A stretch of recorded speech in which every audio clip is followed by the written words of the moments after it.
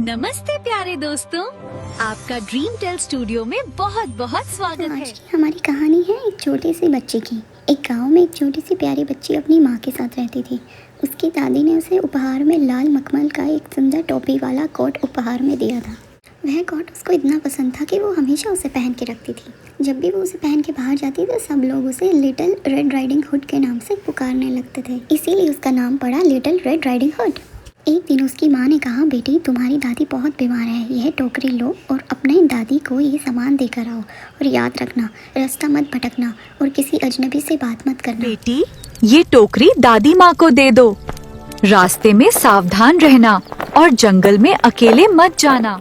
वो अपनी माँ को हाँ कहकर जंगल की ओर चल देती है। चलते चलते वो रास्ता भटक जाती है और छोटे छोटे पशु पक्षी जानवरों के साथ खेलने लगती है और अचानक वहाँ एक भेड़िया आ जाता है। भेड़िया उसे खाना चाहता था, लेकिन पास में ही काम कर रहे लकड़हारों की वजह से वो खा नहीं पाया और उसने एक योजना बनाई। भेड़िया कहता है, इतनी प्यारी बच्ची, तुम इस जंगल में कहाँ जा रही हो?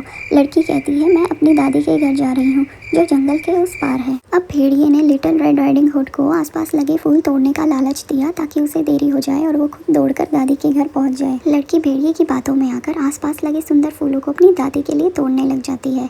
जब तक भेड़िया जल्दी से दौड़कर दादी के घर में पहुंच जाता है, घर में पहुंचते ही वो सबसे पहले दादी को उठाता है और एक अलमारी में उन्हें बंद कर देता है और फिर दादी के कपड़े पहनकर उनके बिस्तर पर लेट जाता है। जब रेड राइडिंग हुड दादी के घर में पहुंचती है, उसे दादी कुछ अजीब सी लगती है। वो दादी से पूछती है, दादी आपकी आंखें इतनी बड़ी कैसे हो गई? भेड़िया कहता है, ताकि मैं तुम्हें आराम से देख सकूं। फिर बच्ची कहती है, दादी आपके कान भी बहुत बड़े हो गए हैं। भेड़िया कहता है, ताकि मैं तुम्हें बेहतर सुन सकूं।